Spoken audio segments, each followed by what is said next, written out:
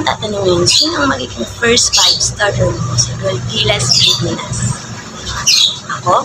Ito, let's see.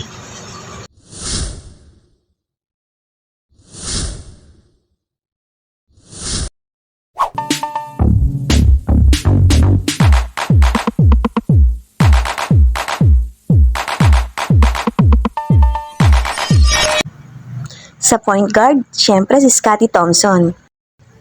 Kayang gumawa at magbasa ng play sa loob ng court. Sa shooting guard, of course, Jordan Clarkson. Mapaloob at rainbow line kayang-kaya dahil shooter siya. Sa center naman, Kai Soto. Kailangan natin ng matangkad sa sentro para makontrol natin ang rebound at atake ng mga kalaban. Sa power forward naman, Dwight Ramos, kailangan din ng pang all-around ang plaro. Mapa-opensa at depensang galawan. Isama mo na rin si Jamie Malonzo. Kailangan din natin ng skilled player sa loob ng court. Most especially, kaya makipagsabayan sa malalaking kalaban. At ito sa tingin ko ang kailangan maging first 5 starter sa laban ng Gilas.